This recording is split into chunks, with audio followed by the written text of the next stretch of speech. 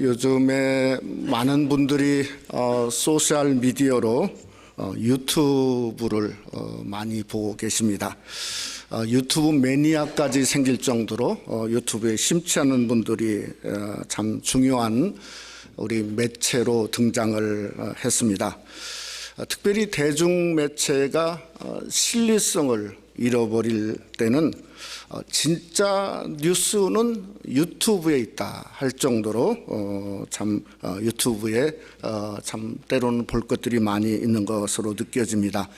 그래서 소위 직업도 유튜브를 만드는 유튜버라고 하죠. 유튜버가 곽강을 받고 있어요.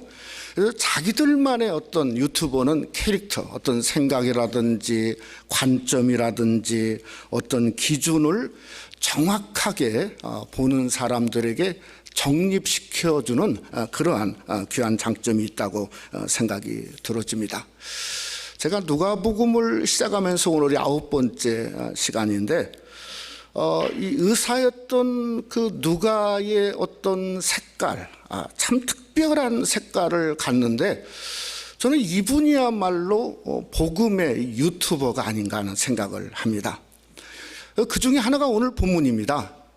많은 분들은 이 예수님의 세례 받으시는 장면을 바톤 매치로 즉 세례 요한이 오늘 성경에 나오는 것처럼 옥에 갇히고 또 예수님이 구세주로 오디네이션하는 등극하는 것으로 생각을 합니다. 그런데 누가는 전혀 다르게 보는 것 같습니다. 세례 요한이 본문에서 그냥 사라지고 끝나는 게 아니라 절정으로 보았다는 거죠. 또 절정마저도 극대비를 시켰어요. 어떻게 극대비를 시켰냐면 헤롯 왕이라고 하는 사람이 악을 행했어요.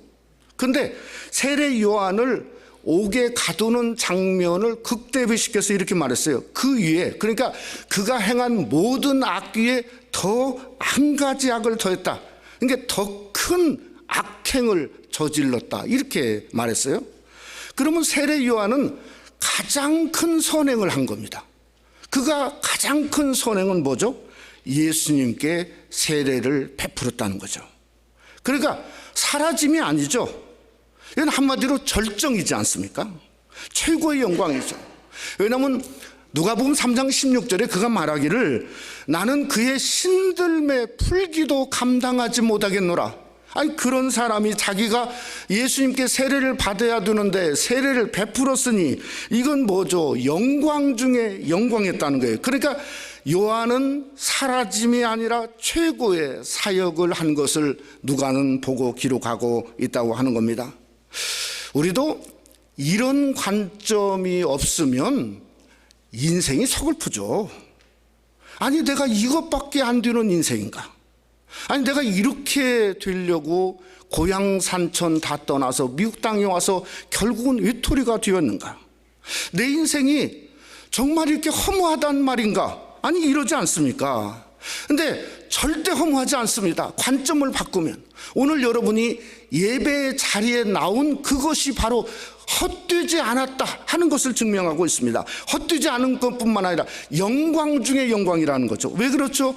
하나님 은혜로 예수 믿고 하나님의 아들과 딸이 되었고 하나님을 예배하는 예배의 자리로 나오셨기 때문에 영광 중에 영광이요 은혜 중에 은혜인 것을 믿으시기를 주님의 이름으로 축원합니다.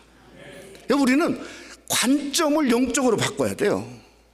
제가 오늘 성경에 보니까 누가를 깜짝 놀래켰던 것 같아요. 그게 뭔가 하면 예수님이 누가복음 2장에 보면 12살 때 예루살렘 성전에 있었지 않습니까?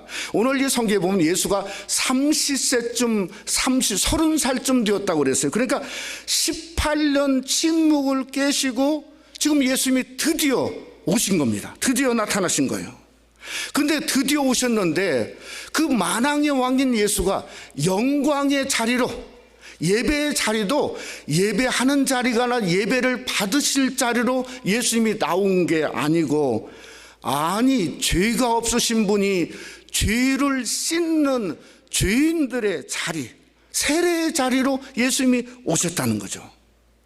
그러니까 먼저 오신 거죠. 그러니까 우리 주님은 어떻게든 당신의 보혈로 우리가 씻겨지기를 원하시고 우리도 씻음받는 한 해가 되시기를 주님의 이름으로 축원합니다. 오늘 정부의 끝도 마찬가지예요. 33절 누가복음 3장 34절에 보면 끝에 그 이는 아담이요 그 이는 하나님이시니라. 그러니까 뭡니까? 사람의 아들로 오셨고 그 이는 하나님이시라. 하나님의 아들로 오셨다. 아니 이것은 정말 누가만이 볼 수 있는 어떤 복음의 정말 특별한 어떤 유튜버 같은 그러한 모양을 이 색깔을 드러내고 있다는 거죠.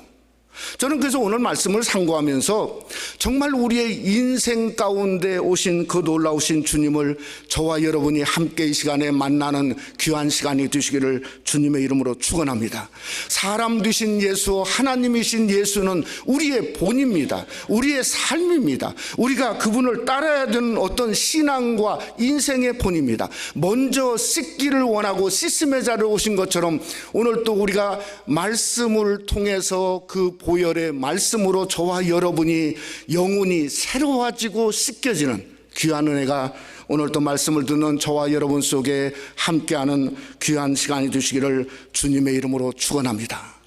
첫째로 예수님은 기도의 종으로 이 땅에 오셨습니다.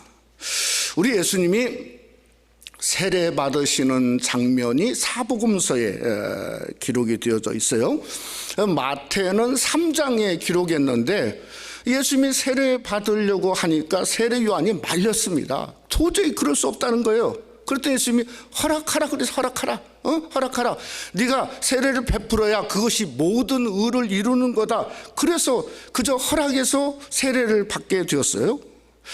마가는 1장에 직설적으로 표현했어요. 뭐라 했냐면 요단강에서 요한에게 세례를 받으셨다. 그렇게 직설적으로 표현했어요.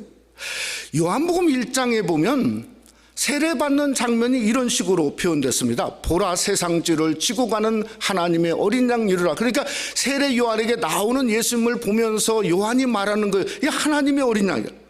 근데 막상 그 앞에 나와서는 성경이 기록하지를 않았어요. 나오는 것까지만 기록했어요. 그 요한복음 1장이에요. 오늘 누가복음 1장도 보니까 3장도 보니까 누가는 21절에 이렇게 말했어요. 백성이 다 세례를 받을새 예수도 세례를 받으시고. 그러니까 분명히 요한에게 받기는 받았는데 의도가 조금 다른 것 같아요.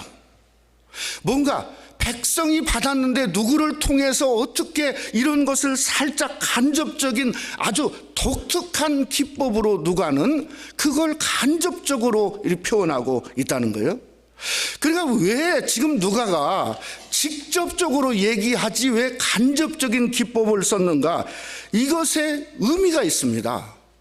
여러분 분명한 건 집례자는 누구였죠? 요한이었어요. 근데 이 누가의 생각에는 그 공간과 그 사건은 거기에는 그저 세례 요한만 있었던 게 아니고 또 다른 누가 있었다는 거예요. 그래서 간접 기법이에요. 또 다른 누구죠? 하나님이 집행자로 계셨다는 거예요. 하나님이. 그러니까 하나님이 정말 그 세례를 부으신 이는 성부 하나님이셨고 그 자리는 성자뿐만 아니라 성령의 하나님이 비둘기처럼 강림하셨다는 거예요. 여러분 우리가 원하는 영적 세례, 정말 우리가 주님 앞에서 원하는 세례의 모양이 뭡니까? 때로는 집례자는 목사이지 않습니까? 그러나 목사가 전부가 아니죠. 뭐죠? 그곳에는 성부의 하나님이 기름 부으시고 성자의 하나님이 우리 죄를 씻겨주시고 성령의 하나님이 뭐요? 성령을 부으시는 어떤 영적인 부으심의 모양을 누가 원했는가? 바로 의사였던 누가도 원하고 우리도 사실은 이 세대에 지금도 그저 영적인 세례를 원하고 있는 우리의 모습이라는 거죠. 오늘 여기에 보면 다른 복음서에 없는 말을 이 누가는 기록했어요. 21절에 보면 뭐라 했냐면 기도하실 때, 세례를 받을 때 예수님이 기도했다 하는 말은 다른 복음서에 없어요. 근데 이게 중간 수동태로 쓰였어요. 중간 수동태가 무슨 말이냐면 전과 후를 말하는 거예요. 전과 후. 그러니까 예수님이 18년 동안 그저 목수 공방에서 그 침묵을 깨시고 세례 요한에게 나왔는데 그냥 나온 게 아니라 그 나온 전에 바로 기도로서 주님 그 세례 요한에게 나왔다는 거예요. 또 그것뿐만 아니라 기도함으로써 내가 세례 요한에게 세례를 받아야 되겠다 결정하셨다는 거예요. 또 말씀 그대로 기도로서 세례를 받으시고 세례 받으신 후에 뭔가 기도하시고 계셨다고 성경은 말씀하고 있다는 겁니다. 여러분, 그러니까 예수님이 이 땅에 우리에게 공생애로 와서 가장 먼저 보여주신 모습이 뭔가? 그분은 기도하는 종이었다고 하는 겁니다. 여러분, 우리가 올 한 해도 우리가 정말 어떻게든 하나님의 뜻을 이루고 하나님의 의를 이루고 하나님 뜻대로 살고 싶지 않습니까? 그런데 내가 기도하지 않고는 내가 행하는 게 내 은지 하나님의 은지 알 길이 없어요. 기도해야 할 수 있는 거예요. 우리가 올 한 해도 뭔가 우리의 삶이 뭔가 하나님 뜻대로 살기를 결단했습니다. 벌써 19일이지 않습니까? 때로는 지금 실패할 수 있습니다. 그런데 실패한다 할지라도 뭐죠? 일어나라는 겁니다. 기도하라는 거. 기도하라. 그저 일어나서 또 기도하고 또 결심하고 또 하나님의 뜻대로 살고 또 뭔가 새롭게 시작하는 귀한 역사가 임할 것을 예수님 기도하는 종을 통해서 배워야 할 것을 그저 누가는 우리에게 말씀하고 있다는 거죠. 여러분, 누가복음 9장 28절로 29절에 보면 성경은 이런 말을 기록하고 있습니다. 예수께서 베드로와 요한과 야고보를 데리고 기도하시러 산에 올라가사 기도하실 때 똑같죠. 기도하실 때 용모가 변화되고 그 옷이 휘어져 광채가 나더라. 오늘 성경도 뭔가 기도하실 때 하늘이 열렸다고 똑같이 말씀하고 있어요. 여러분, 우리 삶이 예배의 자리로 나오신 저와 여러분의 모습이 뭡니까? 올 한 해 내가 좀 변화되고 살고 싶다는 거예요. 내가 뭔가 예배를 통해서 하늘의 문을 열고 하나님의 기적과 능력을 경험하고 살고 싶다는 겁니다. 그러면 뭐죠? 기도하실 때처럼 여러분도 기도의 문이 활짝 열려주시기를 주님의 이름으로 축원합니다. 여러분, 기도하는 종의 기도는 결국 기도를 통해서 우리가 변화될 수 있고 기도를 통해서 하늘의 문을 열 수 있고 기도를 통해서 그저 하나님이 함께하는 위대한 종들의 역사가 기독교의 역사상 지금까지 나타난 것처럼 여러분과 저도 기도를 통해서 그런 역사가 2020년도 우리 삶 속에 일어날 수 있어야 된다는 거죠. 제가 멤피스에서 1995년도에 개척교회를 시작하고 한 1년 정도 됐을 때 그 다음에 신년도 표를 정하는데 제가 그저 기도하다가 정말 기도가 필요하다 그래서 신년도 기도 신년표를 기도하는 교회가 되자 이렇게 교회 표를 정하고 발표를 했습니다. 그러다가 그 당시에 이게 인터넷이 잘 이렇게 되지 않았을 텐데 그 당시에 한국의 영락교회 웹사이트를 들어가서 보니까 뭐라고 그 신년도 표를 정했냐면 무릎 꿇고 기도하는 한 해가 되자. 제가 그래서 졌다 그랬지. 졌다. 야, 정말 그렇구나. 무릎 꿇고.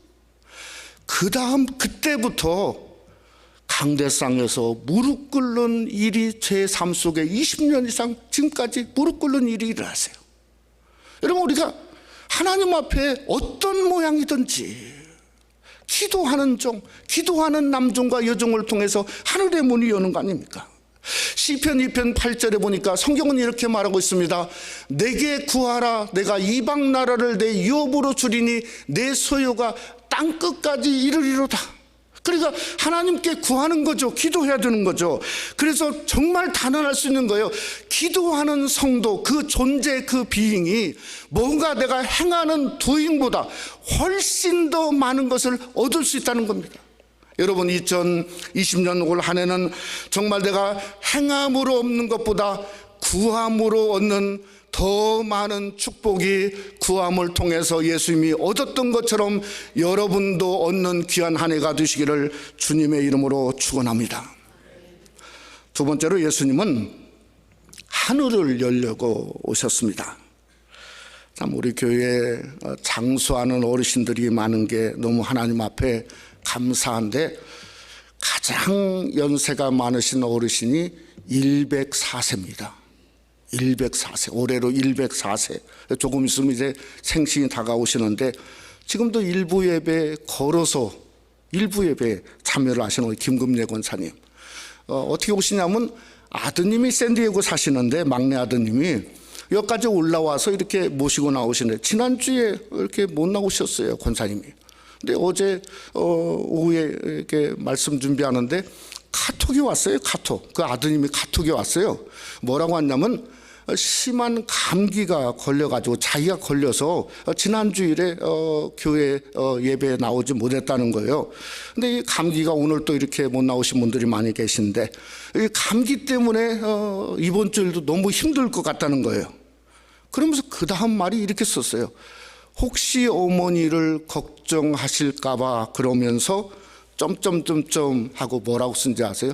어머니는 건강하십니다. 이렇게 써놨어요. 참 듣고 싶은 말이죠. 104세 어머님은 건강한데 70도 안 되신 아들은 아파서 2주일을 못 나온다. 어머님은 건강하십니다. 참 하나님은 만복의 근원이세요. 그 많은 104세까지 그 주신 그 하나님 은혜, 그 중에도 정말 건강해 보이지 않습니까? 여러분도 올 한 해 강건하시기를 주님의 이름으로 축원합니다. 저는 다윗이 일생을 마치면서 진짜 그가 그의 삶 속에 정말 만복의 근원 되신 하나님을 이렇게 고백했어요. 역대상 29장 12절 말씀에 보면, 한번 우리 다 같이 바른 성경의 번역을 가지고 한번 다 같이 한번 함께 봉독하죠. 부와 존귀가 주께로 나오고 주께서는 만물의 통치자이시며 권세와 능력이 주님 손에 있습니다. 모든 사람을 위대하게 만들고 힘을 주는 것도 주님의 손에 있습니다. 그러니까 하루를 일어나는 힘을 누가 주신다고요? 하나님이 주시는 거죠. 그저 매일매일 강건하고 매일매일 하나님의 능력으로 삶 속에 내가 이뤄야지, 내가 열심히 살아야지, 열심히 섬겨야지, 이런 영적인 힘도 누가 주십니까? 하나님이 주시는 거죠. 그러니까 그 하나님을 통해서 우리가 새로운 영적인 힘을 공급받는 한 해가 될 수 있어야 된다는 겁니다. 오늘 우리가 예수님의 세례 받으신 후에 제 생각에는 공생의 사역을 누가가 쓰는 게 맞다고 생각이 들어집니다. 그런데 뜬금없이 여기에, 그것도 3장에 세례 다 받고 지금 뭔가 이제 막 출발하려고 하는데 족보를 기록했어요. 족보. 족보도 뭔가 하면, 그저 마태복음 1장에 보면 다윗이라고 하는 이 다윗의 이름을 딴 그저 14의 숫자를 말하죠. 그래서 그렇게 중심으로 해서 시작을 하면 좋겠는데 그렇지 않았어요. 어떤 학자들은 이런 얘기도 합니다. 이것은 마리아의 족보다. 근데 이 76명, 그러니까 하나님 빼면 76명은 77명의 이름이 기록됐는데 여자 이름은 하나도 없어요. 마태복음은 있는데 여자 이름 하나, 그것도 맞지 않다고 생각해요. 저는 좀 두 가지로 이 76명의 그 족보에 통해서 두 가지로 생각이 들어집니다. 하나는 뭔가 하면 같은 사람으로 묶은 것 같아요. 예수님도 사람이죠. 끝도 뭐라겠냐, 38절에 그 위는 아담이요. 그러니까 아담, 처음 아담이에요. 처음 아담. 실패한 아담이죠. 죽음으로 모른 아담이죠. 그런데 예수님은 누군가? 똑같은 사람인데 처음 아담이 아니라 로마서 5장의 말씀처럼 나중 아담, 우리에게 영생을 주시는 사람인 그저 아담 예수 그리스도로 하나로 묶은 거예요. 이게 무엇을 뜻하냐면, 예수님은 우리가 죄를 졌건 실패하건 때로는 죽어가건 때로는 인생에 갑자기 어려운 일이 생겼건 간에 그저 예수 안에서는 사람으로 같은 공동체고 같은 가족이라는 거예요. 그래서 같은 가족이기 때문에 어떤 일이 일어나는가? 로마서 5장 21절이 일어나요. 뭐라 했냐면 이렇게 말했어요. 로마서 5장 21절 말씀에 보면 우리 주 예수 그리스도로 말미암아 영생에 이르게 하려 함이라. 믿습니까?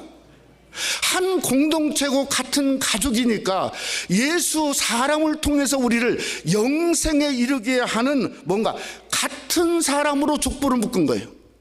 또 하나는 어떻게 묶었냐면 똑같이 같은 아들로 묶었어요. 아들로. 왜 아들로 묶은 줄 아냐? 여러분 세례 받자마자 하늘에서 소리가 났습니다. 하나님이 아버지가 하는 말이 뭐냐냐? 너는 내 사랑하는 아들이요 내가 기뻐하는 자라 하시니라. 그러니까 아들이라고 그래요. 아들. 오늘 23절에도 똑같이 말했어요. 사람들이 아는 대로는 요셉의 아들이라는 거예요. 그러니까 하나님도 아들이고 또 성경 23절에도 그는 육신으로 말하면 요셉의 아들이었다는 거예요. 그러니까 아들로 76명 전체 족보를 하나로 묶은 거예요. 여러분 누가복음 4장에도 보면 그저 예수님이 광야에서 시험 받을 때에 그저 사단 마귀가 뭘 들고 나오냐면 아들을 들고 나와요. 그 첫 시험이 누가복음 4장 3절에 보면 마귀가 이르되 내가 만일 뭐라고요? 하나님의 아들이거든 이 돌들에게 명하여 떡이 되게 하라. 떡이 되게 하라. 그러니까 한마디로 예수님은 인간의 아들이면서 하나님의 아들이라는 거예요. 그래서 세례와 족보는 그걸 확증한 거예요. 확증한 거. 예수님은 사람의 아들이면서 하나님의 아들이다 하는 것을 누가가 지금 말하고 있는 거예요. 말하고 있는 거. 근데 이 확증이 왜 이게 중요한가? 그 결과 때문에 중요해요. 그 결과가 그 확증으로 말미암아 하늘이 열리게 되었거든요. 그래 사복음서는 예수님이 가는 곳마다 하늘이 열려지는 거예요. 예수님을 믿고 따르는 자마다 하늘이 열려지고 하나님의 백성이 되고 하나님의 아들과 딸이 되고 그저 바다를 걷고 하나님의 기적과 능력을 경험하게 되는 거예요. 하늘의 문이 열려지나 어떻게 되나? 오늘 사건처럼 성령이 비둘기처럼 임하는 거예요. 비둘기는 뭡니까? 순결을 말하고 성결을 말하고 평화를 말합니다. 그러니까 우리에게도 성령이 부어져야 평화로운 평강의 성도가 되고 순결하고 선결한 성도가 될 수 있다는 겁니다. 저는 마태복음 6장에도 똑같은 상황을 성경은 기록하고 있다고 생각합니다. 예수님이 제자들에게 물어봤습니다. 너희들은 나를 누구로 생각하느냐? 누구라 하느냐? 너희는 물어봤습니다. 그랬더니 시몬 베드로가 마태복음 16장 16절에 이렇게 말하지 않았습니까? 시몬 베드로가 대답하여 가로되 뭐라고 말했죠?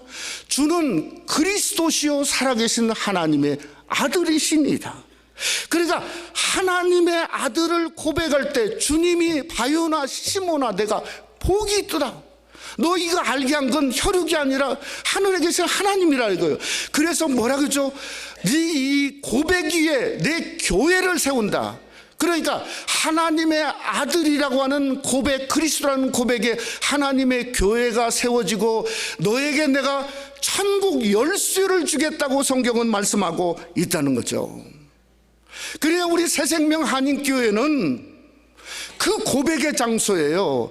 예수는 그리스도시요 하나님의 아들이라고 하는 고백이 저와 여러분 우리를 통해서 주님께 예배마다 고백하는, 그래서 사도신경이 우리에게 너무 중요한 거죠. 예? 이 사도신경 안 하면 무슨 교회가 잘못된 교회처럼 요즘은 인색한, 적어도 일주일에 한 번씩은 성도가 와서 사도신경으로 그 고백을 해야 그게 교회죠. 그럴 때에 뭔가 하늘의 문이 열립니다. 그래야 고백이 없으면 하늘의 문이 열 수가 없어요. 그래서 드디어 이 땅에 오신 예수님이 놀라운 거예요.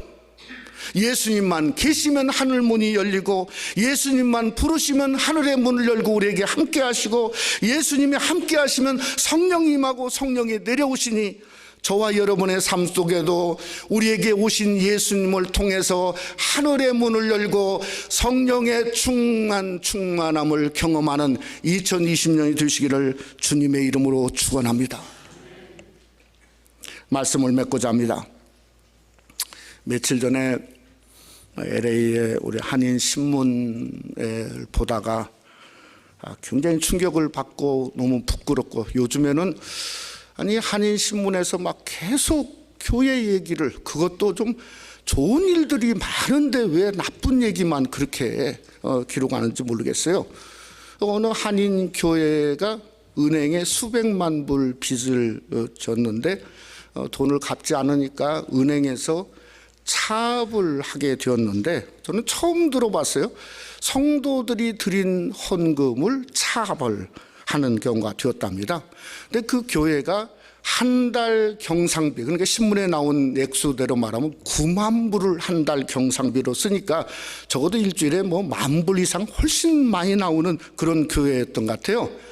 그런데 4주에 걸쳐서 차압을 했는데 4주의 헌금 액수가 200불도 안 됐다는 거예요.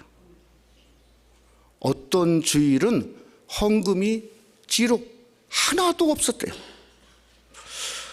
야, 이게 참 정말 이해가 안 되죠. 정상적인 교회, 정상적인 성도로는 이해가 안 됩니다. 제가 읽다가 100세가 넘으신 김영석 교수의 말이 생각났어요. 그분은 뭐라고 했냐면, 신앙은 교리가 아니라 진리라고 그랬어요. 교리는 바꿀 수 있고 고칠 수 있지만은 진리는 따라야 되고 삶입니다. 예배는 진리죠, 진리, 신령과 진정으로 예배하는 진리죠. 하나님 앞에 예물 드리는 것도 성경에 수없이 기록된 진리죠, 진리. 아니, 이것을 교리도 아니고 상황도 아니고 그 수백 명, 10,000불 이상 훨씬 많이 나오는 그 액수를, 그 수많은 교인들을 오도하고 있다고 하는데 너무 안타깝다고 생각합니다. 저는 오늘 예수님이 세례 요한 앞에 교리로 서신 게 아니에요. 교리로 세례 받으신 게 아니라고요. 진리로 오셨고 진리로 서셨고 진리 안에서 세례 받으시니, 당연히 진리로 세례 받으시니 그분은 뭐죠? 하늘문을 활짝 열으신 거죠. 그래서 드시어 예수님은, 이렇게 성경은 예수님에 대해서 말하지 않습니다. 3장 22절에 세번역을 보니까 성령이 비둘기 같은 형체로 예수에 내려오셨다. 그리고 하늘에서 이런 소리가 울려왔다. 너는 내 사랑하는 아들이요, 나는 너를 사랑한다. 나는 너를 사랑한다. 내가 너를 기뻐하노라. 이것은 나는 너를 사랑한다로 번역할 수 있다는 거죠. 여러분, 이게 교회지 않습니까? 다시 18년 침묵을 깨고 예수님으로 말미암아 세워지신 교회, 진리와 기둥과 터의 교회지 않습니까? 그러니 올 한해 우리도 말씀인 진리에 바로 설 수 있어야 되죠. 똑바로 주님을 바라보면서 설렁설렁 예수 믿는 게 아니라 바로 진실되게 신령과 진정으로 예배하고 예수 믿어야죠. 마치 하나님이 아들을 기뻐하는 것처럼 우리도 하나님의 아들과 딸이지 않습니까? 내가 너를 사랑하노나 하는 음성을 들을 수 있어야죠. 주님 안에서 2020년도에 정말 주님이 진리로 오셔서 진리로 세례 받으시고 진리의 문을 활짝 여신 것처럼 내가 너를 사랑하노라 하는 귀한 음성을 함께 듣는 귀한 역사가 새생명 한인 공동체와 교회를 통해 임하시기를 주님의 이름으로 축원합니다.